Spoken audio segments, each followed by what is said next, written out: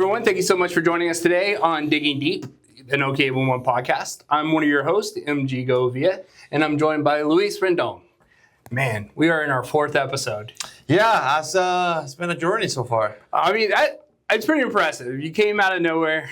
You showed up. Came out of the dirt. Yeah, and we've had a good time so far through these episodes, and we're going to continue that. For those who are just joining us for the first time, Luis is a new hire. We're in day 68. Yeah. Something like that. Getting close to the 90-day freedom. Exactly. You will be official. No, I'm kidding. You're so official already. We have plans for you throughout the rest of the year, so you've been a blessing to our company and organization. So we're having a good time getting more outreach out to not only our Spanish-speaking community, but just people in general. Being able to be in one place has been tremendous. And so thank you for jumping on and being part of our team. And thank you, listeners, for joining this ride as we learn more with Luis as we go. So how's this week been for you? It's been good. A lot of training still, practicing presentations. We've been rehearsing pretty much this whole week, and it's been really helpful because I can not only digest information better at this point, but say it a little easier for me. Yeah, especially because English is my second language. Sometimes, like for example, I was using a word yesterday, touch, like the mark is being touched. And you say, it makes sense, but in this context, you might want to use preserved. Yeah, exactly. So those kind of things that I'm kind of trying to get more used to, like using the right word for the right, I guess, concept situation. Yeah. Because sometimes you're not, and as a second language speaker, you try to keep the same pace as your native speaker. I say, for like in your case, I try to keep autopilot. Like I try to just go the same. Try not to think too much in Spanish, and that sometimes can be tricky. Yeah, and that I can only imagine. Like obviously, I haven't had to learn a second language. I wish I did. I missed out on that opportunity, I think. But I get where you're coming from, and I remember yesterday when we were talking about the importance of an excavator preserving or maintaining their markings. Yeah. And as you were talking, you were like, if you haven't touched them, as in they're maintained and preserved, if you haven't touched them, then you're good to go. And I'm like, I hear the word, but let's go with preserve and maintain. Like, I get it. Yeah, little things like that you just have to get used to because it makes more sense in the world of excavating and the construction and all that stuff. Yeah, but little things like that, we're going to learn as we go. And none of that, I keep stressing this, none of it is wrong. There's just a better way to say something. Remember Karate Kid? What's it called? Wags and Wags on my tongue. That's how I am right now. Karate Kid mode. Yeah, you're Miyagi here trying to teach me how to. You're the young grasshopper. I'm Danny. Danny-san. What was his name? Danielson. Yeah, that's funny. That's good. But yeah, that's where we are right now. So every day, yeah, but sooner or later, you will be a master. Nothing to worry about there. That was awesome. This week has been busy for us, though. Like, you're rehearsing and practicing, and then I had a couple of events out of office. Went up to Tulsa, or not Tulsa. Where was I? I was in Cushing on Wednesday, the Crossroads of America Festival. It's a Pipeliners Appreciation Golf Tournament. Our partner company, Universal Survey and Mapping, they're one of our sustaining members. Awesome. Josh Powers is on our operating committee, who's the owner of Universal Survey and Mapping. And just a great group of people. They promote A11. They had a sponsored hole that they're doing, and they called us to come and just piggyback their sponsorship. Oh, that's good. So it was just an opportunity for us to get up there. More exposure.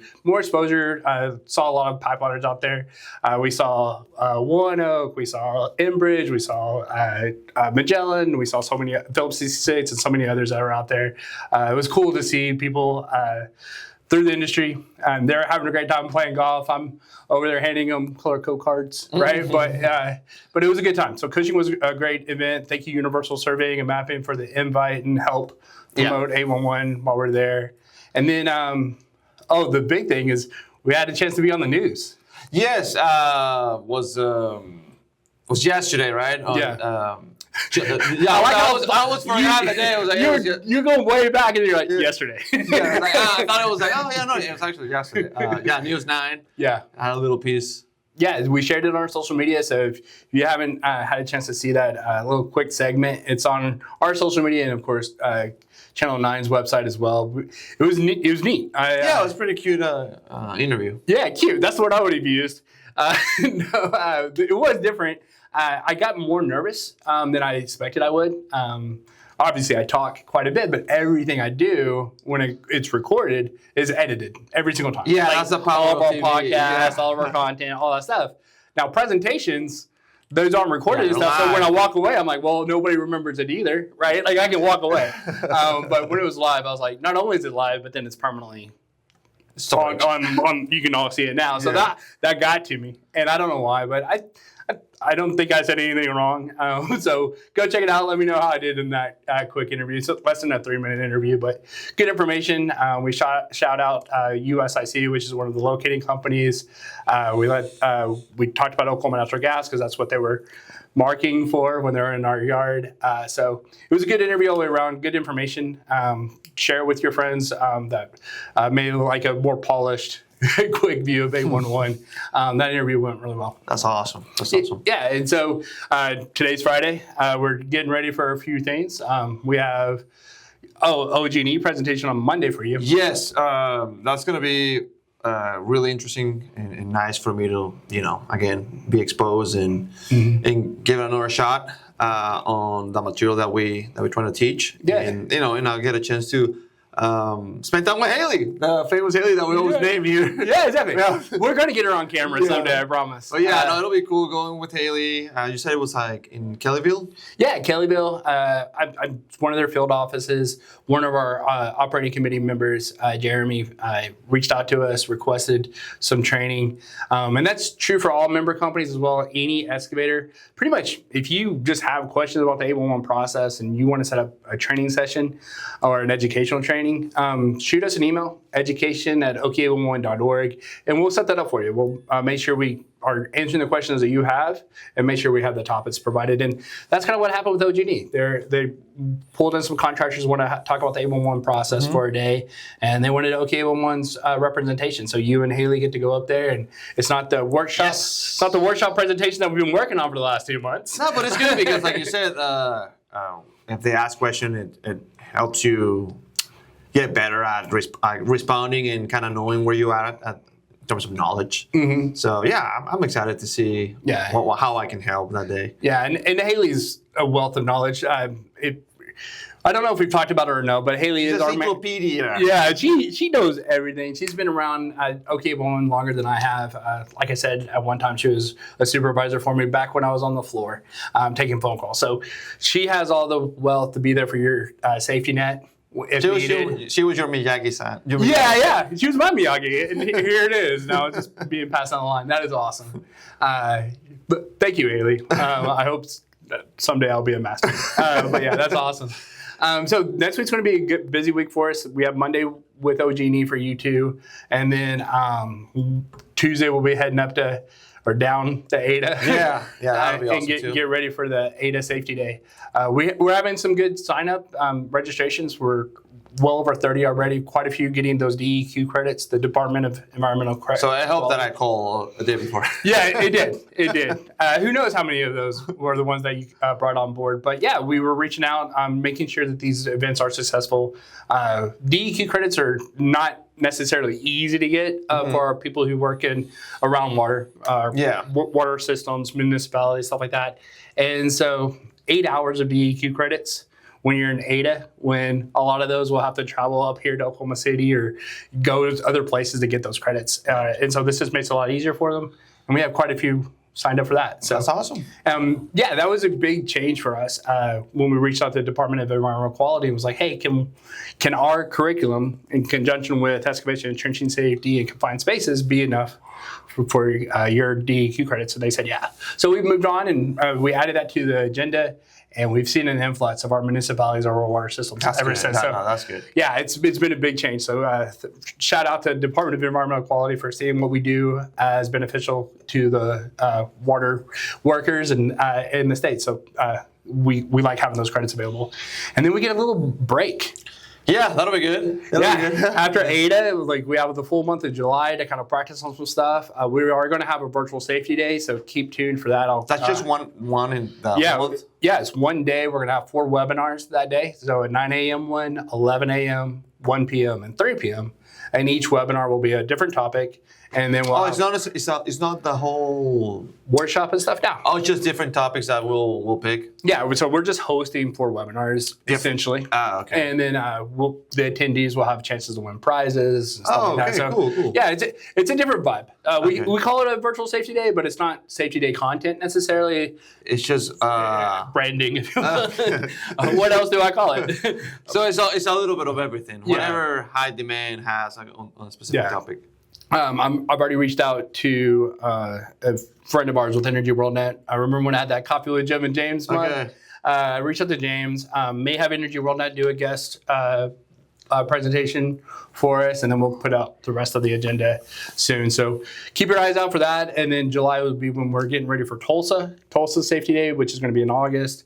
And then we're doing the big marketing push for this immersive Spanish Safety Day in October. So I'm excited. I'll have a couple more tries. Yeah, exactly. Because once you're speaking Spanish, I'm out. Fly, son, fly. Yeah, exactly. And you're gonna do great. I'm looking forward to October. That's to me, and I know this is gonna sound silly. We've talked about your 90 days a few times, right? But honestly, when that Spanish Safety Day is over, that's like you walking across stage and getting your diploma. Like that is like you're gonna have to. You made it. You made it. That's my boy. Survive. Yeah, no, it's been so far quite of a journey. I mean, we started in April, and then boom, let's get you going.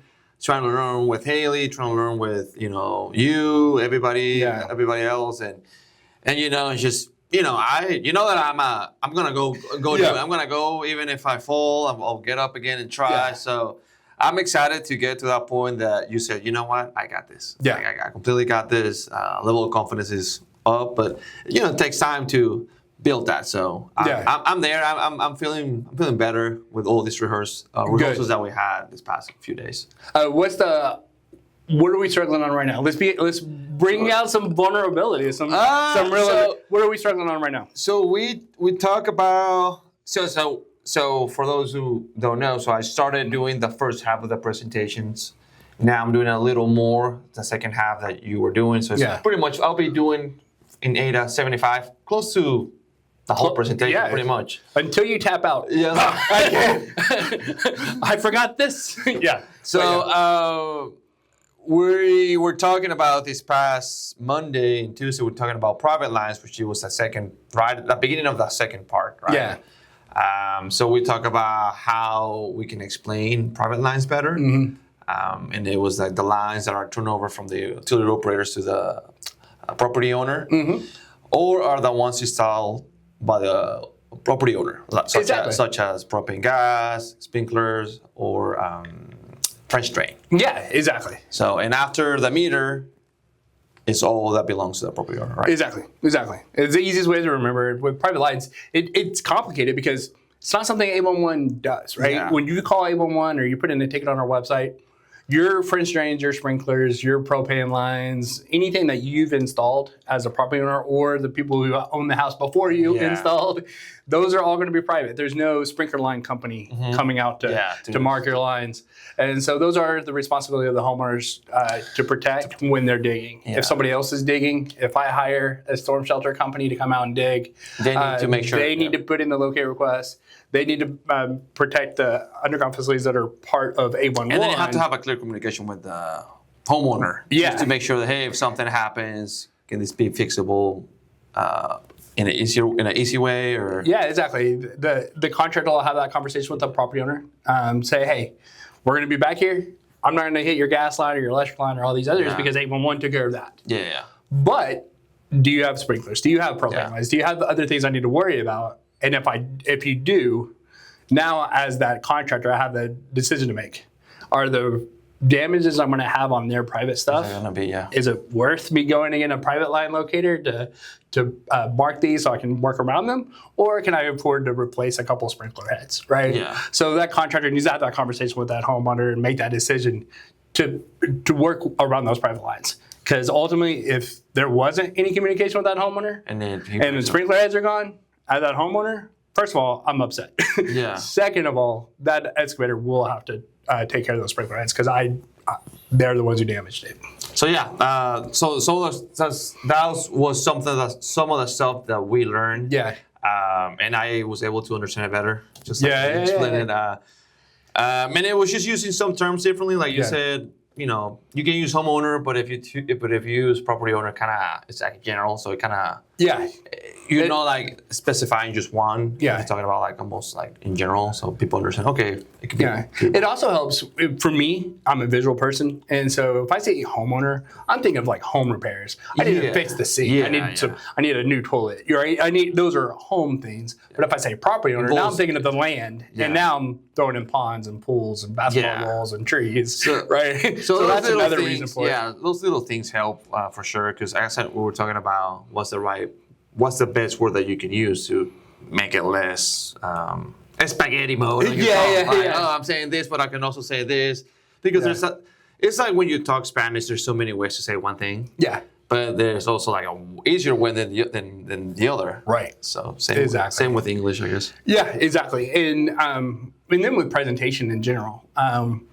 Once you have your examples, once you have your analogies, once you have your descriptions, like whatever, I know I just said the same thing 3 times, but whenever you figure out what you're going to say every time, then you can just lock that in. And now instead of thinking of the 20 different private lines that are out there, I'm going to say these 3 every single time. Yeah, and that helped too. We talk about, sprinkler system, propane lines, gas lines, and French drain. Exactly. Because those 3. Yeah. And I think no matter where you are in property ownership, you have one of those 3 things. Yeah. You're either cooking on your grill, or you have a sprinkler, or you had to have a French drain because you needed a water drain off your property. So most homeowners know one of those 3 things. Yeah. So that was good. And then Jasper, we were just talking about tickets, and we're talking about what was it? What we were kind of saying for a while was the updating tickets. Yeah. So there's 2 type of updates: remark or extend.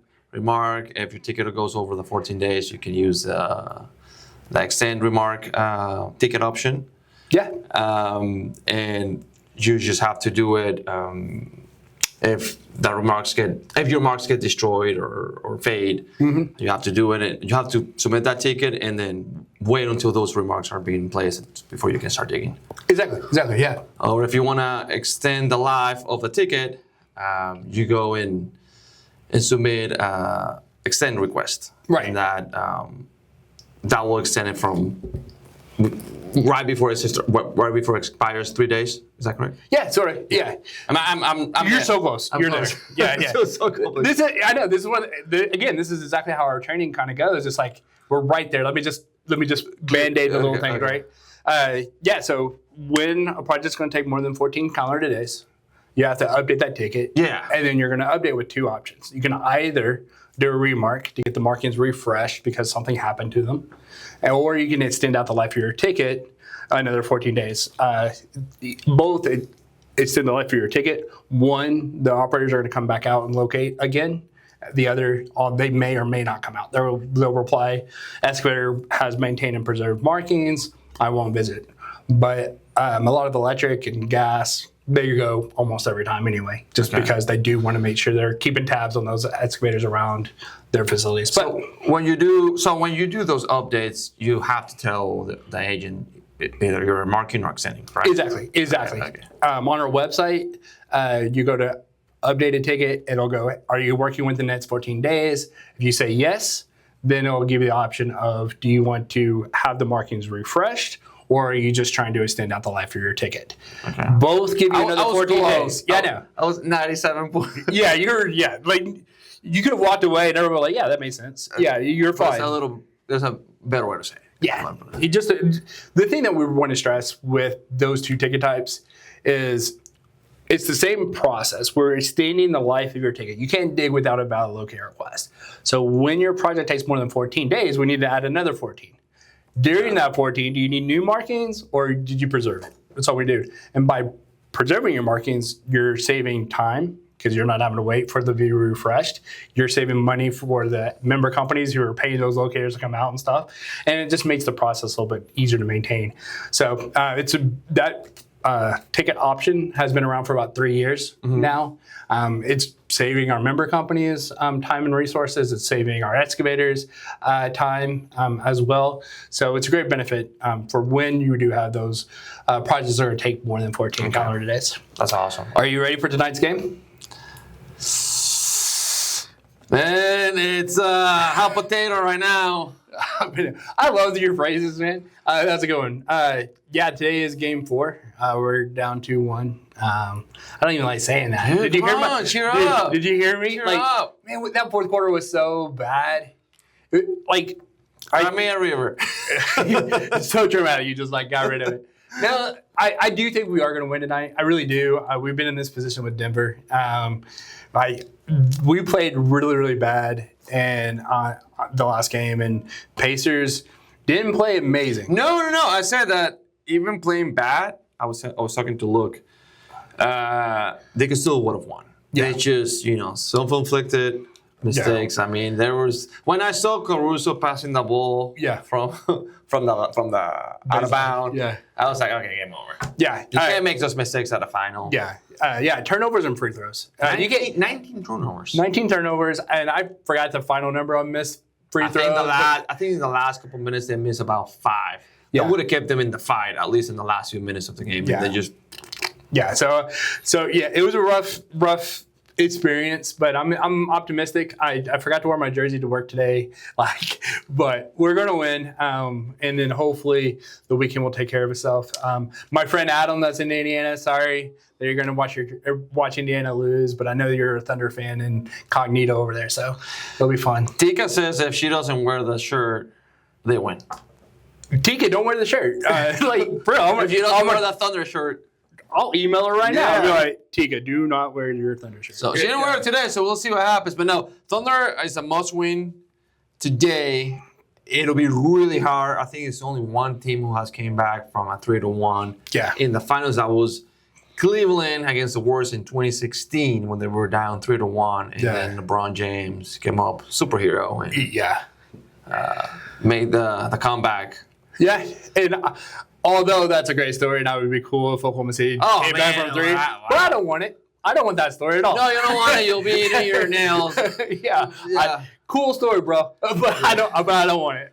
It's hard. Yeah. I mean, it's hard. And again, Pacers, they don't seem to be that, difficult team to beat, but they just got something. When Halliburton is hot, he can make throws, and there's just and again, I'm not a basketball coach, but they just have to. I think something that hurt the Thunder was the rotation. I didn't see that much rotation. What's the number 7's name? Holmgren?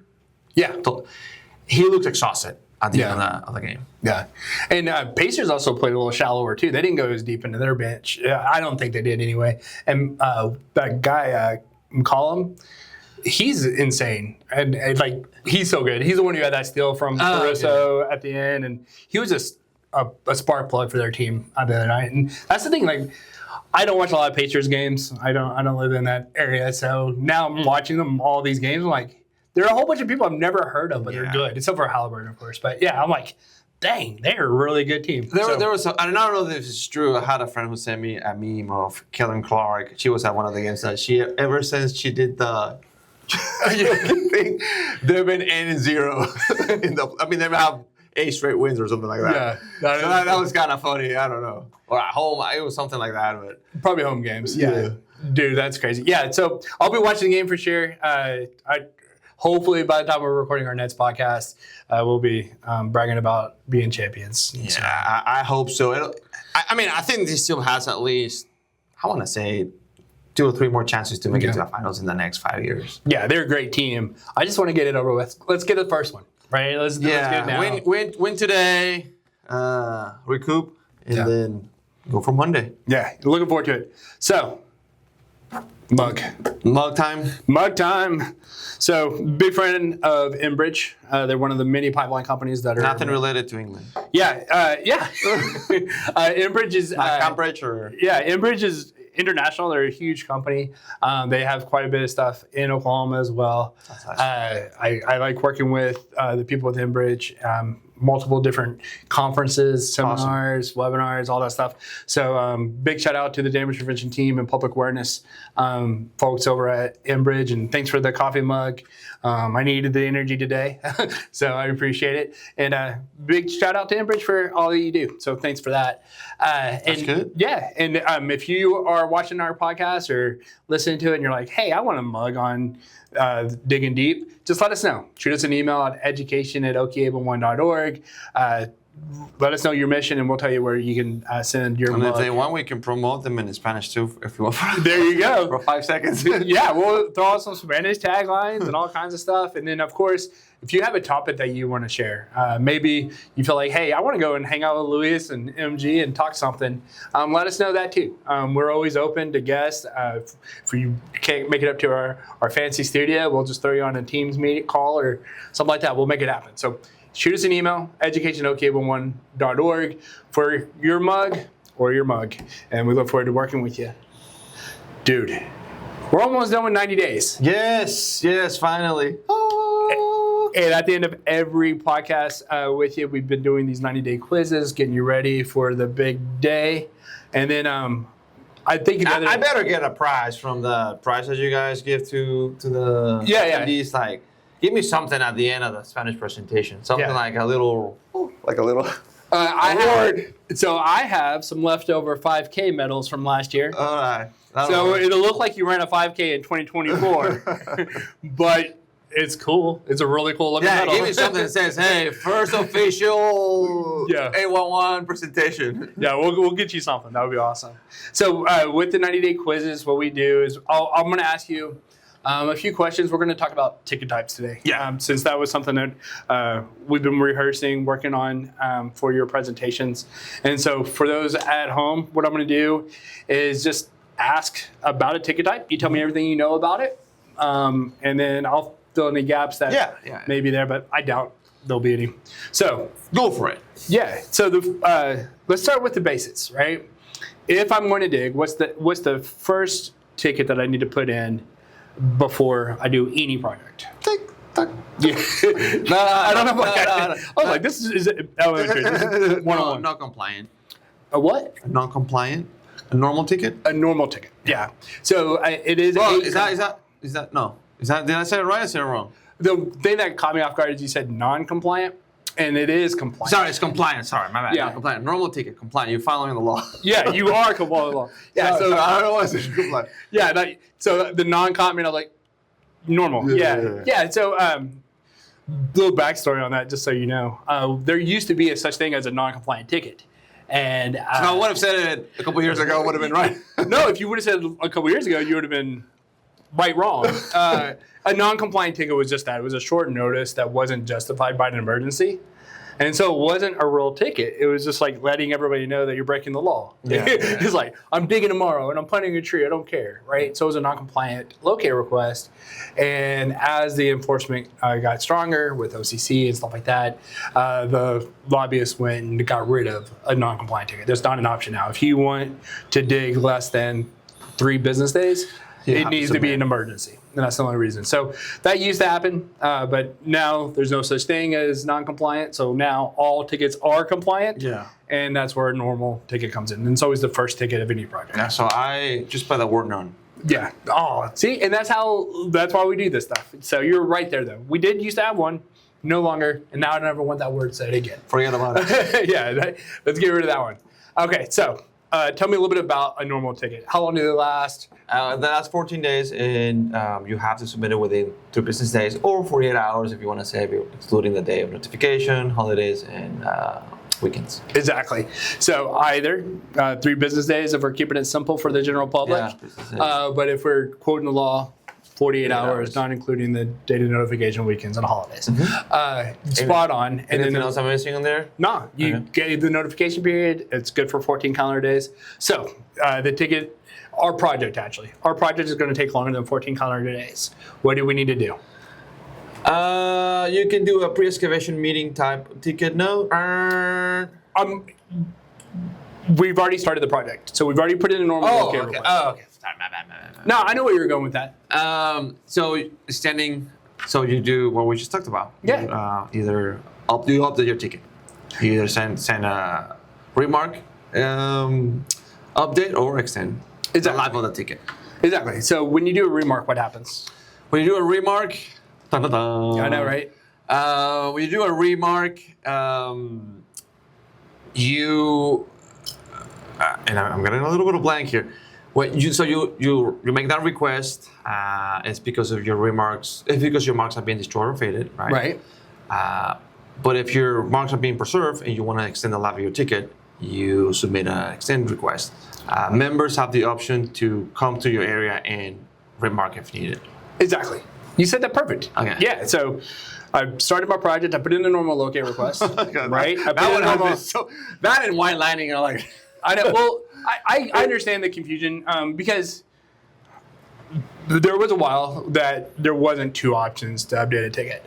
So now we've put in our normal locate request. We're working on this project. We know it's going to take longer than 14 days. Around the 10th day, we update that ticket to either I need my markings refreshed or I'm just extending out the life. Yeah. And that's all we need to do. It's a great option for our members. It saves them gas and money and resources and paid to go out and locate if they don't need to. And it also saves our excavators time because there's no lull where they're waiting for those markings to be refreshed, right? They can just keep working. Yeah. So that's the reason that we split up those two different options.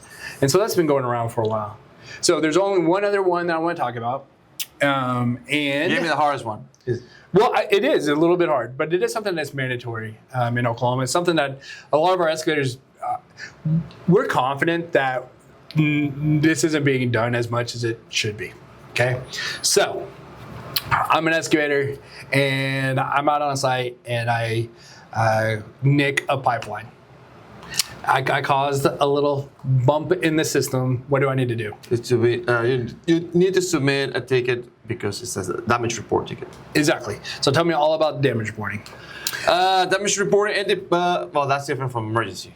Exactly. Emergency is a Ticket, whole, yeah, is an over thing. Yeah. Damage reporting if you scratch the pipe. What else you trying to put? Yeah, the way any type of I guess damage to the pipe. I'm trying to find some words to it. Yeah. Anything that, and it's not just pipelines either. It's also electric, water, cable, anything. So anything that changes the structure or integrity of a facility. So if it's a nick, gouge, scrape, dent, break, right? Yeah, and that's the thing that we always have to remind people. It's not just the fires and the smoke and the floods, right? It's more than that. If you put 2 tons of dirt back on this, is that dent now going to be a hole? Yeah. So we need to get the damage prevention, or excuse me, the maintenance and repair teams out there of those facilities. So when damage is discovered, whether you've caused it or not, you have to. Yeah. You got to give us a call. Let us know about it. This way we can alert the member companies in the area. The way the law reads, if you want to get the legal side of it, the Oklahoma Underground Facilities Damage Prevention Act states that any excavator who has caused or discovers damages must report it to the notification center, which is us, and the facility operator. You can do that in either order. You can call the facility operator first if you want to. But a lot of times these damages happen. You're like, well, I'd rather call 811 first because they already have the locate request. We can pull it up. We can tell you what companies are in that area. If you hit a telecom line and you don't know if it's AT&T or COTS or one of the others, we can help you with that. And then, of course, we have the repair and maintenance numbers for almost all the member companies as well. So I always recommend calling us first with those damage reports, and then we can point you in the right direction for facility operators. So you were right. Right there. Yeah, I was just kind of looking for some other words like dent or you said scratch or any type of I don't know, damage that you can cause to either the pipe or lines. Yeah, and so that was going to be my final question, but I feel like we've talked about emergencies a couple different ways. Yes. And I want to do just deep dive on emergency tickets, and then we'll wrap it up. And that way we know that you know this stuff. Well, emergency, we talked about it a lot, and it's brought up a lot in the presentation. If there's an emergency, you submit an emergency ticket.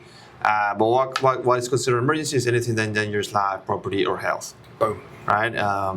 And then depending on the emergency, I mean, if it's live, you call 911 right away. Yeah. And, you try to tell them all the details of what's going on.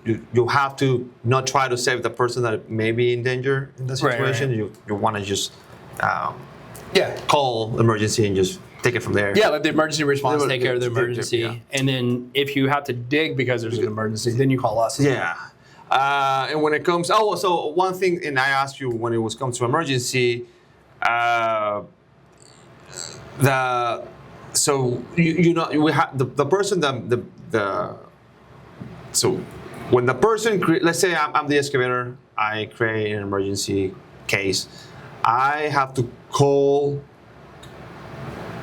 OK11, right? Yeah. So, After OK11, and OK11 notifies the operator, correct? Yeah.